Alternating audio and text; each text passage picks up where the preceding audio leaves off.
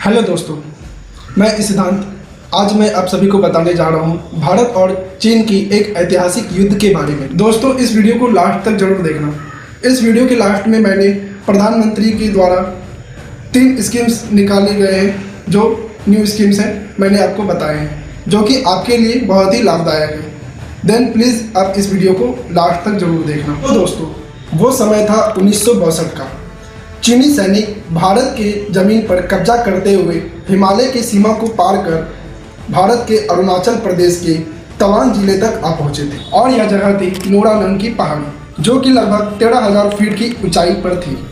और दोस्तों, मैं बता दूं, भारत की तरफ से गढ़वाल राइफल की 4वीं बटालियन चीन का सामना करने पहुंच चुकी थी। चारों तरफ बस बर्फ की ढकी हुई पहाड़ियां ही नजर आ रही थी। चीनी सेना भारी तादाद में थी और हमारे गढ़वाल राइफल्स के भारतीय टुकड़ी में बहुत ही कम सैनिक थे। मुकाबला गैर बराबरी का देखते हुए हमारे भारत के सैनिकों को वापस लौटने का आदेश मिला। पलटन वापस लौटने को थी, तभी हमारे भारत के 3 बहादुर सैनिकों ने वापस लौटने से इनकार कर दिया। और ये जवान थे राइफलमैन जसवंत सिंह रावत, लैंस नायक त्रिलोक सिंह नेगी और गोपाल सिंह गोसाई। इन्होंने ठान लिया था कि खून के आखिरी कतरे तक लड़ते रहेंगे, लेकिन हम अपने जमीन का 1 इंच भी इन चीनियों को नहीं लेने देंगे। एक तरफ 80,000 की संख्या में चीनी सैनिक थे और वहीं दूसरी तरफ केवल 3-4 बंकरों में हमारे भारतीय थे। क्योंकि चीनी सेना भारी तादाद में थे, इसलिए वो भारत के सेना पर हावी होते जा रहे थे। धीरे धीरे करके हमारे भारत के दोनों सेना शहीद हो गए और आखिर में हमारा भारत का शेर जसवंत सिंह रावत अकेला ही बचा था। उनके पास भागने का पूरा मौका था, लेकिन उन्होंने सामना करना ही उचित समझा और हजारों की तादाद से ये बंदा अकेला ही सामना कर रहा था। करीब 3 दिनों तक चीनी सेना को ये बातें समझ ही नहीं आया था कि पहाड़ी के पीछे कितने भारतीय सेना मौजूद है। असल में राइफलमैन जसवंत सिंह रावत यहाँ एक योजना के तहत काम कर रहे थे। वो अलग अलग बंकरों में जाकर बारी बारी से फायरिंग कर रहे थे। प्लान के तहत उन्होंने तीनों बंकरों में इस तरह से राइफलें सजा दी थी कि चीनी सैनिकों को लग रहा था कि असल में वहाँ बहुत से भारतीय सैनिक मौजूद हैं। लेकिन भारतीय आर्मी का कनेक्शन इस पहाड़ी से पूरी तरह से टूट चुका था।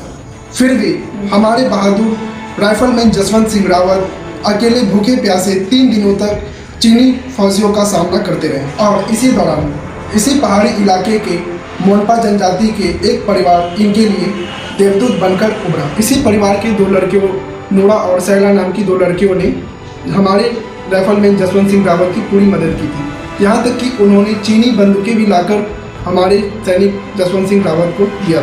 इन लड़कियों के बहादुरी को देखकर हम अंदाज़ा लगा सकते हैं कि पहाड़ी लोग कितने बहादुर होते हैं। इस तरह एक बहादुर जवान और 2 लड़कियां बॉर्डर पर अकेले ही चीनी सैनिकों का सामना कर रहे थे। वे 3 दिन में 300 सैनिकों को लगभग मौत के घाट उतार दिए थे। और एक भयानक रात में नूरा नाम की ये लड़की हमारे जवान के लिए भोजन ला रही थी, मगर चीनी सैनिकों ने उन्हें वहाँ पर ही घेर लिया।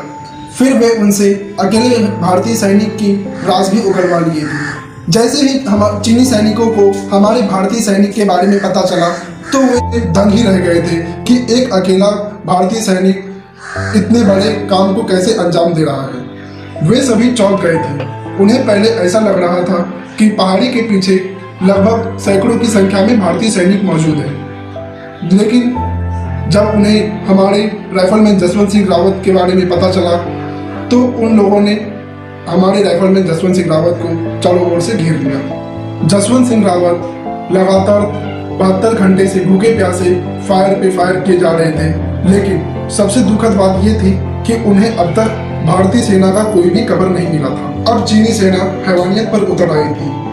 उन्होंने हमारे राइफलमैन जसवंत सिंह रावत को चारों ओर से घेर कर पकड़ लिया और उनके सर को कलम करके अपने साथ चीन लेकर गए। असल में ये बातें चीनी सेना ने ही बताया था। चीन की सेना ने हमारे राइफलमैन जसवंत सिंह रावत की बहादुरी को देखते हुए उन्होंने हमारे राइफलमैन पर भी गर्व किया और चीनियों ने सम्मान के साथ राइफलमैन जसवंत सिंह रावत की सिर वापस भिजवाया और साथ ही उनका एक पीतल का भी सर बनवाकर सम्मान के साथ भेजा था, जो आज भी उस पहाड़ी पर मौजूद है। असल में राइफलमैन जसवंत सिंह रावत जहां लड़े थे, वो पहाड़ी को आज हम जसवंतगढ़ के नाम से भी जानते हैं। तो दोस्तों, ये थी हमारी रियल हीरो जसवंत सिंह रावत की कहानी, जिनका जन्म 19 अगस्त 1941 को हुआ और 17 नवंबर 1962 को वे शहीद हो गए। तो आइए अब हम थोड़े राजनीतिक मुद्दों पर गौर करते हैं, जिसकी वजह से उस समय 1962 में सिनो इंडियन वॉर हुआ था।